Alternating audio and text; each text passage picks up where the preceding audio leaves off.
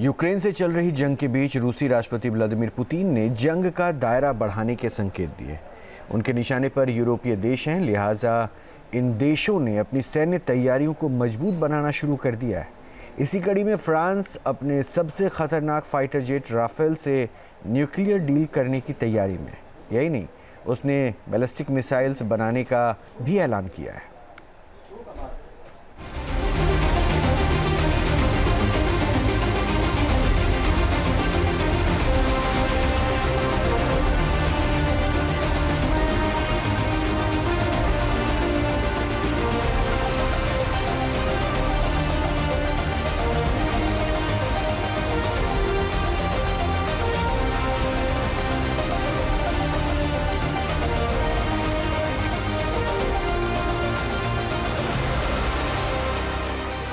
Ukraine के साथ जंग में उलझा रूस कभी भी नाटो देशों के खिलाफ जंग का बिगुल फूंक सकता है। पश्चिमी देशों को लेकर रूसी राष्ट्रपति के तेवर बेहद तल्ख हैं। बेलारूस में परमाणु हथियारों के साथ हाइपरसोनिक मिसाइल और रश्निक की तैनाती इस बात का साफ इशारा है कि यूरोप वो मोर्चा हो सकता है जहां से थर्ड वर्ल्ड वॉर की चिंगारी फूट सकती है।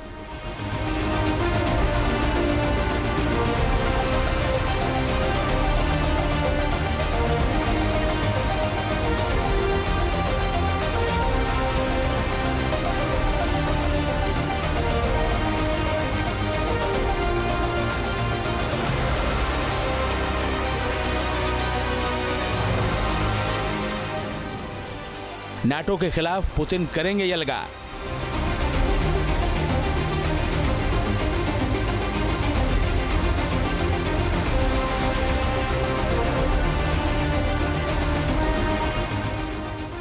फ्रांस का महाबली लेगा परमाणु अवतार।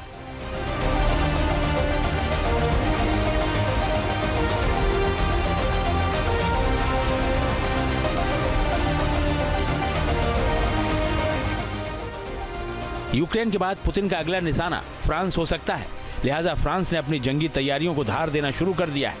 तीसरे विश्व युद्ध के खतरे के बीच फ्रांस की वायुसेना साल का चौथा परमाणु फाइटर बॉम्बर हमले का अभ्यास करने जा रही है।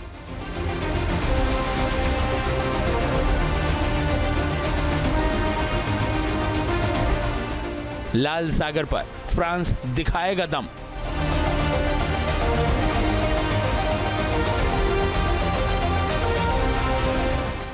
महाबली राफेल दागेगा परमाणु बम।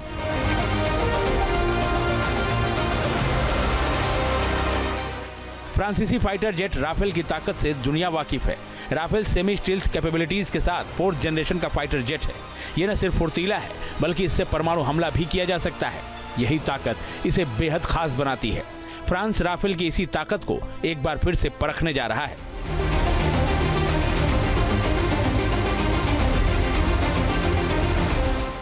फ्रांस का fighter Rafale ASM-PAR supersonic missile से परमाणु हमले की ड्रिल करने वाला है। पोकर नाम की इस ड्रिल के दौरान परमाणु बम गिराने में सक्षम राफेल के साथ अवॉक्स विमान भी मौजूद रहेंगे। इस मिशन के दौरान ये कोशिश होगी कि नकली परमाणु बम से लैस ASM-PAR मिसाइल कम ऊंचाई पर उड़ते हुए लाल सागर में काफी दूरी पर मौजूद अपने लक्ष्य को भेद सके। अभ्यास के दौरान एक टीम परमाणु हमला करने का प्रयास करेगी, जबकि दूसरी टीम भयंकर युद्ध के माहौल के बीच हमले को रोकने की कोशिश करेगी। विश्लेषकों का कहना है कि इस अभ्यास का मकसद फ्रांसीसी वायुसेना के जवानों को जमीन और हवा में ट्रेनिंग देने का है। इसका एक और बड़ा मकसद दुनिया में सबसे ज्यादा परमाणु बमों से लैस रूस को संदेश देना भी है। ब्लू टीम में राफेल एयरक्राफ्ट से एक सुपरसोनिक मिसाइल जिसमें न्यूक्लियर डमी वॉरहेड लोड होगा वो गिराया जाएगा, जो लो एल्टीट्यूड के ऊपर टारगेट को सही से अटैक कर सके। और साथ साथ जो रेड टीम होगी वो ग्राउंड से long range air defence system से उसको नष्ट करने का प्रयास करेगी। यानी फ्रांस के सोल्जर्स को ग्राउंड ऑपरेशन और एयर ऑपरेशन दोनों fierce world war like situation में टेस्ट किया जाएगा।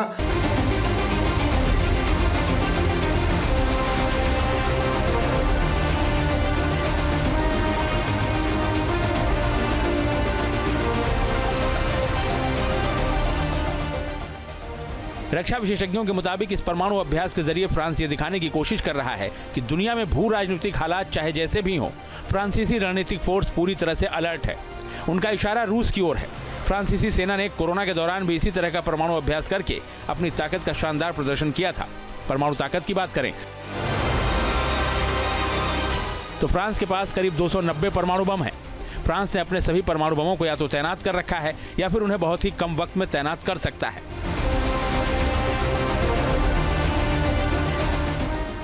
फ्रांस ने अपने परमाणु बमों को सबमरीन से दागी जाने वाली मिसाइलों और हवा से लॉन्च की जाने वाली मिसाइलों के लिहाज से तैयार किया है। राफेल के जरिए वो ऐसी ही मिसाइलों से ड्रिल करने जा रहा है। फ्रांस के पास समुद्र और हवा दोनों ही रास्तों से राफेल के जरिए परमाणु हमला करने की ताकत मौजूद है। राफेल से परमाणु मिसाइल दागने की फ्रांस की ये चौथी ड्रिल है।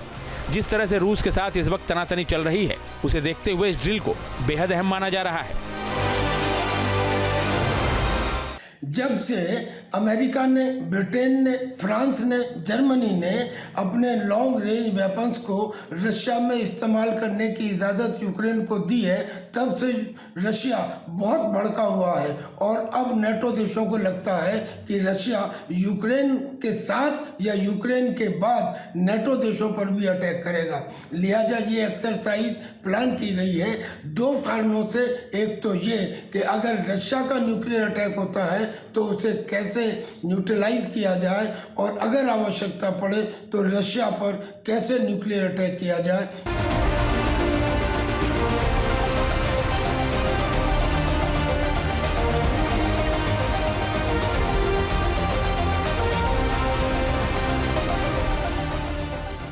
रूस के साथ बढ़ते तनाव के बीच फ्रांस अपनी सैन्य ताकत को लगातार मजबूत कर रहा है।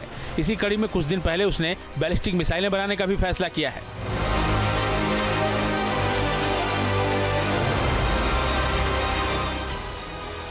रिपोर्ट्स के मुताबिक France medium range ballistic missile यानी MRBM बनाएगा। इस मिसाइल की रेंज 1000 किलोमीटर से भी ज्यादा होगी। यह मिसाइल टर्मिनल फेज में रडार को चकमा देने में सक्षम होगी। इंटरसेप्टर मिसाइल इसे नष्ट नहीं कर पाएगी।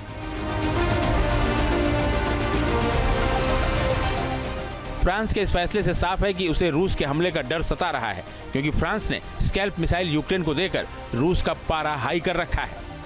मगर सवाल यह है कि फ्रांस मीडियम रेंज बैलिस्टिक मिसाइलें ही क्यों बना रहा है, जबकि उसके पास ICBM मिसाइलें पहले से मौजूद हैं। फ्रांस के पास M51 इंटरकॉन्टिनेंटल बैलिस्टिक मिसाइलें हैं, जिनकी रेंज 8000 से 10000 किलोमीटर तक है। ये मिसाइल परमाणु वॉरहेड भी दाग सकती हैं, लेकिन ये सबमरीन लॉन्च्ड मिसाइल हैं और फ्रांस के पास ग्राउंड लॉन्च्ड बैलिस्टिक मिसाइलें नहीं हैं।